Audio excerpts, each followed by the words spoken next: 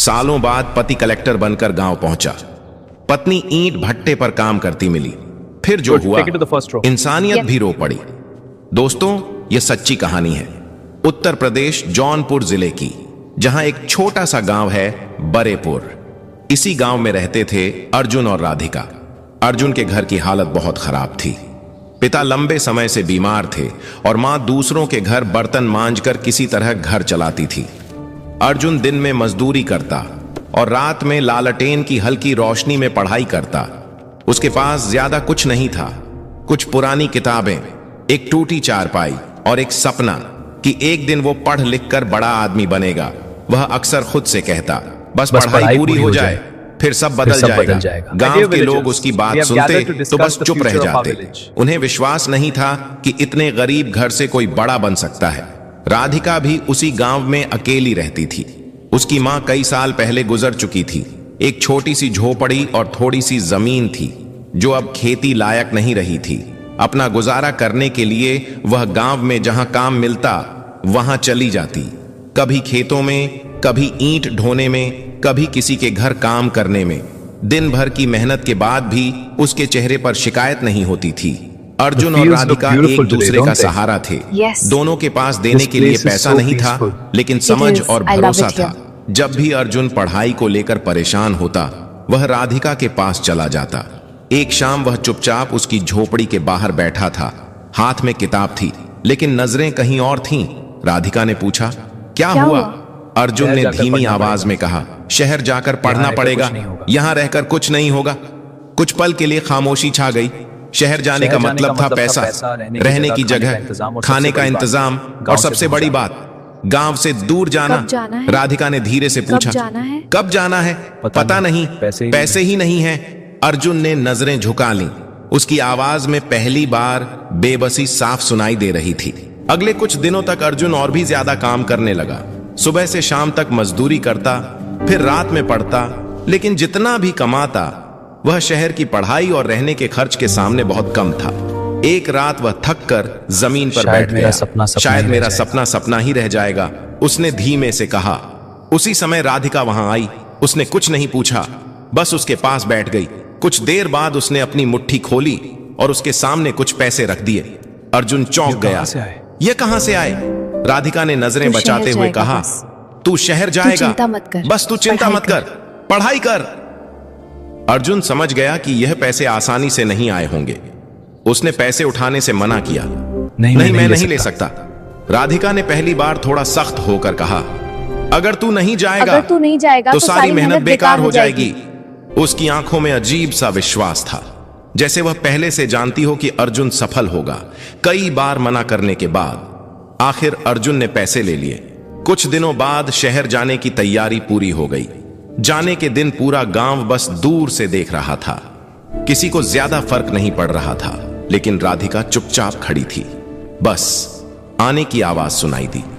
अर्जुन ने अपना छोटा सा बैग उठाया। उसमें कुछ कपड़े और किताबें थीं। बस इतना ही उसका सामान था। वो राधिका के सामने आकर रुक गया। मैं जल्दी लौटूंगा, कुछ बंद कर, उसने कहा। राधिका ने हल्की मुस्कान दी। मुझे पता है, बस चलने लगी। अर्जुन खिड़की से बाहर देखता रहा। राधिका वहीं खड़ी रही, जब तक बस आंखों से ओझल नहीं हो गई। उस दिन के बाद गांव की वही सड़क, वही खेत और वही झोपड़ी तो थे, लेकिन राधिका के जीवन में एक बड़ा खालीपन आ गया था। शुरू में अर्जुन की चिट्ठियां आती रहीं। वो शहर की पढ़ाई, काम और मुश्किलों के बारे में लिखता। राधिका हर चिट्ठी को कई बार पढ़ती और संभाल कर रख देती। लेकिन धीरे धीरे चिट्ठियों के बीच का समय बढ़ने लगा। एक हफ्ता, फिर एक महीना, फिर कई महीने। राधिका हर दिन डाकिये की राह देखती, लेकिन ज्यादातर दिन खाली ही गुजरते। उधर घर चलाने के लिए उसे पहले से ज्यादा काम करना पड़ रहा था। गांव में काम कम मिलता था, इसलिए वह पास के ईंट भट्टे पर जाने लगी। वहां सुबह से शाम तक भारी ईंटें ढोनी पड़ती थीं। हाथों में छाले पड़ गए थे, लेकिन उसने काम छोड़ना नहीं सीखा। शाम को जब वह थकी हुई अपनी झोपड़ी में लौटती, तो सबसे पहले पुरानी चिट्ठियां निकाल कर देखती। उन चिट्ठियों में लिखा हर शब्द ही उसका सहारा था। समय धीरे धीरे गुजरता गया। एक दिन डाकिया कई महीनों बाद उसके दरवाजे पर आया। राधिका दौड़कर बाहर आई, लेकिन उसके हाथ में कोई चिट्ठी नहीं थी। अब कोई खत नहीं आता तुम्हारे नाम, डाकिया ने साधारण आवाज में कहा और आगे बढ़ गया। राधिका दरवाजे पर ही खड़ी रह गई। उस दिन उसे पहली बार एहसास हुआ कि शायद दूरी सिर्फ रास्तों में नहीं, दिलों में भी आ गई है। लेकिन उसने इंतजार छोड़ना नहीं सीखा था। अगली सुबह भी वह उसी ईंट भट्टे पर काम करने चली गई, जहां धूल, धूप और थकान के बीच उसका हर दिन बीतने लगा। वहां सुबह सूरज निकलने से पहले काम शुरू हो जाता था। ठंडी मिट्टी को गूंथना, गीली ईंटों को उठाकर कतार में लगाना और फिर सूखने के बाद उन्हें भट्ठे तक ढोना। दिन भर यही चलता रहता। मजदूरी बहुत कम मिलती थी, लेकिन राधिका के पास दूसरा कोई रास्ता नहीं था। धीरे धीरे उसका शरीर इस कठिन काम का आदी हो गया, पर मन अब भी कहीं दूर अटका रहता था। काम करते समय भी वह अक्सर सड़क की तरफ देख लेती, जैसे कोई अचानक आ जाएगा। कई बार उसे लगता कोई उसका नाम पुकार रहा है, लेकिन पीछे मुड़कर देखती तो सिर्फ धूल उड़ती दिखाई देती। शाम को बाकी मजदूर अपने परिवार के साथ लौटते, बातें करते, हंसते, लेकिन राधिका चुपचाप अपनी झोपड़ी की तरफ चली जाती। उसके पास कहने के लिए कोई नहीं था। दिन महीनों में बदल गए, मौसम बदल गया, बरसात आई गई, फिर सर्दी आ गई, लेकिन उसकी जिंदगी वैसी ही रही। काम, थकान और इंतजार। अब उसने चिट्ठियों की उम्मीद भी लगभग छोड़ दी थी। फिर भी डाकिया गांव में आता तो उसका दिल एक बार जरूर धड़क उठता। उधर शहर में अर्जुन की जिंदगी भी आसान नहीं थी। शुरुआत में उसे रहने के लिए एक तंग कमरा मिला था, जहां 4 लोग और रहते थे। दिन में वह पढ़ाई करता और रात को छोटे मोटे काम करके खर्च निकालता। कई बार भूखा भी सोना पड़ता, लेकिन उसने हार नहीं मानी। उसे हमेशा राधिका की एक बात याद रहती, तू बस पढ़, सब ठीक हो जाएगा। धीरे धीरे उसकी मेहनत रंग लाने लगी। उसने परीक्षाएं पास करनी शुरू कर दी। लोगों ने उसे पहचानना शुरू किया। अब उसके पास पहले से बेहतर जगह थी, बेहतर कपड़े थे और भविष्य भी साफ दिखाई देने लगा था। पढ़ाई और जिम्मेदारियों के बीच वो इतना उलझ गया कि गांव की यादें पीछे छूटती चली गईं। कभी कभी उसे याद आता, लेकिन वह सोचकर चुप हो जाता कि अभी समय नहीं है। 4 साल ऐसे ही गुजर गए। एक दिन वह परिणाम आया जिसका उसे सालों से इंतजार था। अर्जुन बड़े सरकारी पद पर चयनित हो गया। उस खबर ने उसकी जिंदगी बदल दी। जिन लोगों ने कभी उसे नजरअंदाज किया था, वही लोग अब उसके आसपास खड़े थे।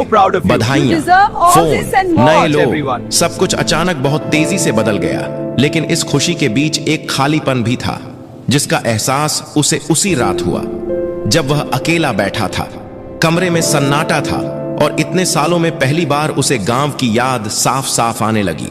उसे मिट्टी की गंध याद आई, लालटेन की रोशनी याद आई और राधिका का शांत चेहरा भी। कुछ दिनों बाद उसे पोस्टिंग का आदेश मिला। जब उसने कागज खोला तो कुछ पल के लिए वह स्थिर रह गया। उसकी नियुक्ति उसी जिले में हुई थी जहां उसका गांव था। उसका दिल तेजी से धड़कने लगा। इतने साल बाद वह फिर उसी जमीन पर लौटने वाला था जहां से उसने सफर शुरू किया था। जिले में पहुंचने के बाद सब कुछ बदल चुका था। नई सड़कें बन गई थीं, कुछ जगह पक्के घर भी दिखने लगे थे, लेकिन हवा में वही पुरानी मिट्टी की खुशबू थी। सरकारी गाड़ी में बैठकर जब वह अलग अलग इलाकों का निरीक्षण कर रहा था, तो अचानक उसे महसूस हुआ कि वह सिर्फ काम नहीं कर रहा, वो कुछ ढूंढ रहा है। कई बार वह खिड़की से बाहर देखने लगता, जैसे किसी पहचान को तलाश रहा हो। आखिर उसने अपने ड्राइवर से पूछा, यहाँ आसपास ईंट भट्टे कहाँ हैं? ड्राइवर ने तुरंत जवाब दिया, आगे 2-3 बड़े भट्टे हैं। साहब, मजदूर आगे 2-3 बड़े भट्टे हैं, मजदूर वहीं काम करते हैं। अर्जुन ने धीमी आवाज में कहा, वहीं चलो। गाड़ी कच्चे रास्ते पर मुड़ गई। दूर से धुएं के बादल दिखाई देने लगे। जैसे जैसे गाड़ी करीब आती गई, हथौड़ों की आवाज, लोगों की पुकार और ईंटों की टकराहट साफ सुनाई देने लगी। गाड़ी रुकते ही अर्जुन कुछ पल अंदर ही बैठा रहा। उसके मन में अजीब सी घबराहट थी, जैसे वह किसी ऐसे सच के सामने जाने वाला हो जिससे वह सालों से बचता रहा था। आखिर उसने दरवाजा खोला और धीरे धीरे नीचे उतरा। उसकी नजर मजदूरों की भीड़ पर घूमने लगी और उसी भीड़ के बीच एक चेहरा ऐसा था जिसे देखते ही उसका दिल धड़कना भूल गया। वह राधिका थी। सिर पर ईंटों का बोझ, पैरों में धूल, हाथों में गहरे पड़े छाले, लेकिन चेहरा वही था जिसे वह कभी भूल नहीं पाया था। वो धीरे धीरे चल रही थी, जैसे हर कदम बहुत भारी हो।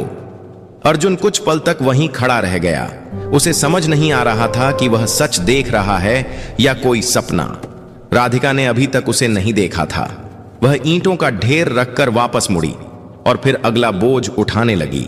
अर्जुन के गले में जैसे शब्द अटक गए। 4 साल पहले जिस लड़की ने उसे आगे बढ़ने के लिए सब कुछ दे दिया था, आज वही इतनी कठिन हालत में खड़ी थी और वह इतने समय तक उससे दूर रहा। आखिर उसने धीमी आवाज में पुकारा, सरिता। राधिका। आवाज बहुत हल्की थी, लेकिन फिर भी राधिका रुक गई। उसने धीरे धीरे मुड़कर देखा। पहले तो वह पहचान नहीं पाई। सामने साफ कपड़ों में खड़ा मजबूत चेहरा, सरकारी गाड़ी के पास खड़ा आदमी। उसे समझ नहीं आया कि यह कौन है, लेकिन अगले ही पल उसकी आंखें फैल गईं। अर्जुन! उसके होंठ कांप उठे। दोनों कुछ देर तक बस एक दूसरे को देखते रहे। आसपास की आवाजें जैसे दूर चली गईं। भट्टे का शोर, लोगों की बातचीत, सब कुछ धुंधला पड़ गया। अर्जुन आगे बढ़ा, लेकिन कदम भारी थे। उसके पास शब्द नहीं थे। वह सिर्फ इतना कह पाया, तू यहां। राधिका ने हल्की सी मुस्कान लाने की कोशिश की, लेकिन वह मुस्कान थकान में खो गई। काम करती हूं, उसने साधारण आवाज में कहा, जैसे इसमें कुछ खास नहीं हो। अर्जुन की नजर उसके हाथों पर गई। उंगलियां फटी हुई थीं, हथेलियां खड़ी हो चुकी थीं। उसे याद आया, वही हाथ कभी उसे पानी देते थे, चिट्ठियां पकड़ते थे। आज वही हाथ ईंटों का बोझ उठा रहे थे। उसके भीतर पछतावे की लहर उठी। तूने बताया क्यों नहीं? उसने धीमे से पूछा। राधिका ने नजरें झुका ली। क्या बताती? तू अपने काम में लगा था। अच्छा ही है। उसकी आवाज में शिकायत नहीं थी, लेकिन दूरी साफ महसूस हो रही थी। कुछ मजदूर अब उन्हें देखने लगे थे। कोई समझ नहीं पा रहा था कि एक बड़ा अफसर एक मजदूर से क्यों बात कर रहा है। अर्जुन को यह सब अच्छा नहीं लगा। चल थोड़ी देर उसने तुरंत कहा, चल थोड़ी देर बैठते हैं। राधिका हिचकिचाई। काम है। मालिक ने देख लिया तो? अगर मालिक ने देख लिया तो मैं बात कर लूंगा। अर्जुन ने पहली बार ठोस आवाज में कहा। वह उसे भट्टे से थोड़ी दूर पेड़ के नीचे ले आया। वहां हल्की छाया थी। राधिका बैठ गई, लेकिन उसके हाथ अब भी मिट्टी से भरे थे। अर्जुन उसके सामने खड़ा रहा, जैसे बैठने की हिम्मत नहीं हो रही हो। कुछ पल की चुप्पी के बाद उसने पूछा, तू ठीक है? हाँ। राधिका ने सिर हिलाया। हाँ। ये हाँ बहुत छोटा था, लेकिन उसके पीछे कितनी थकान छिपी थी, यह साफ दिख रहा था। अर्जुन के मन में सवाल उमड़ रहे थे। क्या वह अकेली है? कैसे जी रही है? क्या उसने कभी उसे याद किया? लेकिन वह कुछ पूछ नहीं पा रहा था। उसे लग रहा था कि पूछने का हक उसने खो दिया है। आखिर उसने धीरे से कहा, मैं वापस आ गया हूं। यही पोस्टिंग हुई है। राधिका ने पहली बार उसकी तरफ ठीक से देखा। उसकी आंखों में आश्चर्य नहीं था, बस एक शांत भाव था। अच्छा है, उसने कहा। तू सफल हो गया। मुझे पता था। अर्जुन का दिल और भारी हो गया। उसने सोचा था कि शायद वह नाराज होगी, कुछ कहेगी, लेकिन यह शांत स्वीकार करना उससे ज्यादा दर्द दे रहा था। हवा में राख की हल्की गंध फैल रही थी। दूर भट्टे की आग जल रही थी। राधिका ने उठने की कोशिश की। मुझे जाना होगा, काम बाकी है, उसने कहा। अर्जुन ने अचानक कहा, राधिका चल मेरे साथ। वो रुक गई। कहां? उसने धीरे से पूछा। हमेशा के लिए। अर्जुन की आवाज कांप गई। यहां से हमेशा के लिए? राधिका कुछ पल तक उसे देखती रही। उसकी आंखों में सवाल थे, यादें थीं, और कहीं गहराई में दबा हुआ दर्द भी था। लेकिन उसने तुरंत कोई जवाब नहीं दिया और बस चुपचाप खड़ी रही। उसके चेहरे पर कोई साफ भाव नहीं था, जैसे वह अंदर ही अंदर बहुत कुछ सोच रही हो। हवा में भट्टे की गर्मी घुली हुई थी और दूर से मजदूरों की आवाजें आ रही थीं, लेकिन उस पल दोनों के बीच सिर्फ खामोशी थी। अर्जुन ने फिर धीरे से कहा, मैं सच कह रहा हूं, अब तुझे यहां नहीं रहना पड़ेगा। राधिका ने उसकी आंखों में देखा। इतने साल बाद याद आई मेरी। उसकी आवाज धीमी थी, लेकिन सीधी दिल तक पहुंच रही थी। अर्जुन के पास इसका कोई जवाब नहीं था। उसने नजरें झुका ली। गलती हो गई मुझसे बहुत बड़ी, उसने मुश्किल से कहा। मैं काम में उलझता गया और सोचता रहा कि एक दिन सब ठीक कर दूंगा, लेकिन समय निकल गया। राधिका ने गहरी सांस ली। समय ही तो सबसे बड़ी चीज होता है अर्जुन, जो चला जाए वह वापस नहीं आता। यह सुनकर अर्जुन की आंखें भर आईं। उसे पहली बार समझ आया कि उसकी सफलता की कीमत किसी और ने चुकाई है। मैंने तुझे कभी कुछ पल बाद राधिका ने धीरे से कहा, मैंने तुझे कभी रोका नहीं, क्योंकि मुझे पता था तू कुछ बन जाएगा। बस इतना सोचा था कि तू लौटेगा। बस इतना सोचा था कि अर्जुन तू ने तुरंत लौटेगा। कहा, मैं लौट आया हूं और इस बार कहीं नहीं जाऊंगा। उसकी आवाज में सच्चाई थी, लेकिन राधिका के चेहरे पर अभी भी संकोच था। इतने सालों की दूरी एक पल में खत्म नहीं हो सकती थी। उसी समय भट्टे का मुंशी वहां आ गया। उसने राधिका को बैठे देखा तो तेज आवाज में बोला, यहाँ क्या कर रही हो? काम छोड़कर बैठी हो? अर्जुन ने उसकी तरफ देखा। इनसे ऐसे बात मत करो, उसने शांत लेकिन सख्त आवाज में कहा। मुंशी पहले तो चौंका, आप कौन होते हैं बीच में बोलने वाले? आप कौन होते हैं बीच में बोलने वाले? अर्जुन ने अपनी जेब से पहचान पत्र निकाला और उसके सामने कर दिया। मुंशी का चेहरा तुरंत बदल गया। वो हड़बड़ा गया और धीरे से बोला, साहब मुझे पता नहीं था। अर्जुन ने बिना गुस्सा किए कहा, यहाँ काम नहीं करेंगे। आज से यह यहां काम नहीं करेंगी। मुंशी कुछ बोल नहीं पाया, उसने बस सिर झुका लिया। राधिका यह सब चुपचाप देख रही थी। उसे समझ नहीं आ रहा था कि इतने साल बाद अचानक उसकी जिंदगी क्यों बदल रही है। अर्जुन ने उसकी तरफ मुड़कर कहा, चलो। वो अभी भी हिचकिचा रही थी। मेरे पास कुछ सामान है, उसने धीमे से कहा। ले आएंगे। अर्जुन ने जवाब दिया। दोनों भट्टे से बाहर की तरफ चलने लगे। मजदूर उन्हें जाते हुए देख रहे थे, लेकिन कोई कुछ नहीं बोला। राधिका के कदम धीमे थे, जैसे हर कदम पर वह अपने पुराने जीवन से दूर हो रही हो। सरकारी गाड़ी के पास पहुंचकर वह रुक गई। शायद उसने कभी इतनी बड़ी गाड़ी में बैठने की कल्पना भी नहीं की थी। अर्जुन ने दरवाजा खोला और धीरे से कहा, डर मत, बस बैठ जा। कुछ पल बाद वह चुपचाप अंदर बैठ गई। गाड़ी चल पड़ी। खिड़की से बाहर देखते हुए राधिका को वही रास्ते दिखाई दे रहे थे जिन पर वह रोज पैदल चलती थी, लेकिन आज सब कुछ अलग लग रहा था। गाड़ी गांव की तरफ मुड़ी। रास्ते में खेत, पेड़ और छोटे छोटे घर दिखाई देने लगे। जैसे ही बरेपुर की सीमा आई, राधिका का दिल तेज धड़कने लगा। गाड़ी उस पुरानी जगह पर जाकर रुकी जहां कभी अर्जुन का घर था। घर अब पहले से भी ज्यादा जर्जर हो चुका था। दीवारों का प्लास्टर झड़ चुका था, दरवाजा आधा टूटा हुआ था और आंगन में झाड़ियां उग आई थीं। राधिका धीरे से नीचे उतरी और घर को देखने लगी। अर्जुन भी उसके पास आकर खड़ा हो गया। यहीं से सब शुरू हुआ था, यहीं से सब शुरू हुआ था और यहीं से फिर शुरू करेंगे, उसने कहा। राधिका की आंखें नम हो गईं। इतने सालों की थकान जैसे अचानक बाहर आना चाहती थी, लेकिन वह खुद को संभाले रही। अकेली नहीं है। अर्जुन ने धीमे से कहा, अब तू अकेली नहीं है। यह सुनते ही उसकी आंखों से आंसू बह निकले, जिन्हें वो अब तक रोक कर रखे हुए थी। कई साल बाद पहली बार उसे लगा कि शायद इंतजार खत्म हो गया है, लेकिन दिल में अब भी एक डर बाकी था कि कहीं यह सब सपना ना हो। वह टूटी दीवारों वाले उस घर के सामने खड़ी थी जहां कभी जीवन की शुरुआत हुई थी और जहां से एक दिन सब बिखर गया था। आंगन में सूखी घास उगी थी, छप्पर जर्जर से टूट चुका था और दरवाजे की लकड़ी सड़ने लगी थी। फिर भी उस घर में एक अजीब सा अपनापन था, जैसे वह अब भी उनका इंतजार कर रहा हो। अर्जुन ने धीरे से दरवाजा धक्का दिया। वह चरमराते हुए खुल गया। अंदर धूल जमी थी, कोनों में मकड़ी के जाले लटके थे और टूटी चारपाई एक तरफ पड़ी थी। वो कुछ पल चुपचाप खड़ा रहा, जैसे हर चीज उसे पुराने दिनों की याद दिला रही हो। राधिका भी धीरे धीरे अंदर आई। उसने दीवार को हाथ से छुआ, जैसे यकीन कर रही हो कि यह सब सच है। इसे ठीक करवा दूंगा, अर्जुन ने कहा। फिर से रहने लायक बना देंगे। राधिका ने हल्की आवाज में पूछा, तू सच में यहीं रहेगा? अर्जुन ने बिना सोचे जवाब दिया, हाँ, अब कहीं नहीं जाऊंगा। अब कहीं नहीं। उसके शब्दों में कोई दिखावा नहीं था। इतने सालों बाद पहली बार वह अपने फैसले को लेकर पूरी तरह शांत दिखाई दे रहा था। अगले ही दिन से काम शुरू हो गया। मजदूर बुलाए गए, टूटी छत हटाई गई, नई लकड़ियां डाली गईं, दीवारों पर फिर से प्लास्टर चढ़ाया गया। गांव के लोग दूर खड़े होकर यह सब देखते रहे। उन्हें यकीन नहीं हो रहा था कि वही अर्जुन, जिसे कभी कोई गंभीरता से नहीं लेता था, आज इतना बड़ा अफसर बनकर अपने पुराने घर को खुद खड़ा कर रहा है। राधिका भी खाली नहीं बैठी। वह आंगन साफ करती, टूटे सामान को अलग रखती और नए घर के लिए चीजें व्यवस्थित करती। उसके चेहरे पर थकान तो थी, लेकिन इस बार उस थकान में उम्मीद भी थी। कई साल बाद उसके दिन सिर्फ मजदूरी में नहीं बीत रहे थे। कुछ दिनों में घर पहचान में आने लगा। छत मजबूत हो गई, दीवारें चमकने लगीं और आंगन फिर से खुला दिखाई देने लगा।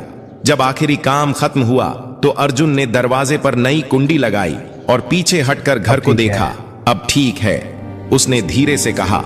राधिका दरवाजे पर खड़ी थी, उसकी आंखों में चमक थी, लेकिन वह कुछ बोल नहीं पाई। शायद शब्द कम पड़ रहे थे। शाम को दोनों आंगन में बैठे थे, हल्की हवा चल रही थी और आसमान में सूरज ढल रहा था।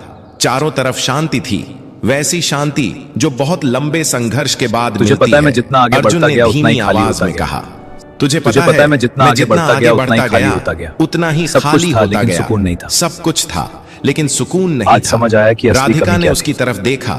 आज समझ आया कि असली कमी क्या थी। उसने आगे कहा। राधिका ने कुछ नहीं पूछा, लेकिन उसकी आंखों में जवाब था। अर्जुन ने उसकी तरफ देखते हुए कहा, मैं जितना आगे बढ़ता गया उतना ही खाली होता गया। यह सुनकर राधिका की आंखें फिर भर आईं। उसने नजरें झुका लीं, जैसे अपने आंसू छिपाना चाहती हो। कुछ देर बाद उसने धीरे से कहा, मैंने कभी सोचा भी नहीं था कि सब फिर से ऐसा हो जाएगा। अर्जुन ने जवाब मुझे दिया, भी नहीं, मुझे भी नहीं। शायद कुछ रिश्ते टूटते नहीं, शायद कुछ रिश्ते टूटते नहीं, मुझे बस समय के नीचे दब जाते हैं। कुछ रिश्ते टूटते नहीं, बस समय के नीचे दब जाते हैं। आंगन में दिया जल रहा था। उस छोटी सी रोशनी में दोनों के चेहरे साफ दिखाई दे रहे थे, थके हुए लेकिन संतुष्ट। अर्जुन ने गंभीर होकर कहा, एक बात वादा कर, अब कभी मुझे छोड़कर नहीं जाएगी। राधिका ने उसकी तरफ देखा। इस बार उसकी आंखों में डर नहीं था। अगर तू साथ रहेगा तो कहीं जाने की जरूरत ही नहीं पड़ेगी, उसने शांत आवाज में कहा। अर्जुन ने धीरे से सिर हिलाया। मैं हमेशा साथ रहूंगा। उस पल कोई बड़ा वादा नहीं था, कोई शोर नहीं था, बस दो लोगों का शांत विश्वास था जो शब्दों से ज्यादा मजबूत होता है। दिन बीतने लगे, घर में चूल्हा जलने लगा, आंगन में सफाई रहने लगी और लंबे समय बाद उस घर में जीवन की आवाजें लौट आईं। अब राधिका को सुबह ईंट भट्टे नहीं जाना पड़ता था। वह घर संभालती, पौधे लगाती और कभी कभी बस आंगन में बैठकर आसमान देखती, बिना किसी चिंता के। अर्जुन अपने काम पर जाता, लेकिन शाम को सीधे घर लौट आता। अब उसकी सबसे बड़ी खुशी यही थी कि कोई उसका इंतजार कर रहा है। एक शाम दोनों आंगन में बैठे थे, आसमान में तारे निकल आए थे। राधिका ने धीरे से कहा, इतने साल मैंने इंतजार किया, लेकिन आज लगता है कि सब व्यर्थ नहीं था। अर्जुन ने उसकी तरफ देखा। नहीं, क्योंकि तेरे इंतजार ने ही मुझे यहां तक पहुंचाया। दोनों चुप हो गए। उस खामोशी में कोई बोझ नहीं था, बस सुकून था। समय ने बहुत कुछ बदल दिया था, हालात, जिंदगी, रास्ते, लेकिन एक चीज नहीं बदली थी और वह था उनका साथ। और शायद जिंदगी की सबसे बड़ी जीत यही होती है, जब इंसान सब कुछ खोकर भी अपने सबसे जरूरी रिश्ते को वापस पाए। दोस्तों, इस कहानी की सीख यह है कि सच्चा साथ और सच्चा त्याग कभी व्यर्थ नहीं जाता। समय चाहे कितना भी लंबा क्यों ना हो, अगर दिल साफ हो तो रिश्ते फिर से जुड़ सकते हैं। सफलता तभी पूरी होती है जब उसमें अपने लोगों की जगह खाली ना हो। लेकिन अब आप बताइए, अगर आपकी जिंदगी में कोई ऐसा इंसान हो जिसने आपके लिए सब कुछ किया हो, तो क्या आप उसे कभी अकेला छोड़ सकते हैं? किया हो तो क्या आप उसे कभी अकेला छोड़ सकते हैं? जिसने आपके लिए सब कुछ किया हो, तो क्या आप उसे कभी अकेला छोड़ सकते हैं? और अगर यह कहानी आपके दिल को छू गई हो तो इसे जरूर शेयर करें। और ऐसे ही सच्ची और भावनात्मक कहानियां सुनने के लिए डार्क स्पायर स्टोरीज को सब्सक्राइब करना ना भूलें। चैनल कहानी मिलेंगे अगली कहानी में। तब तक अपना ख्याल रखें। जय हिंद, जय भारत।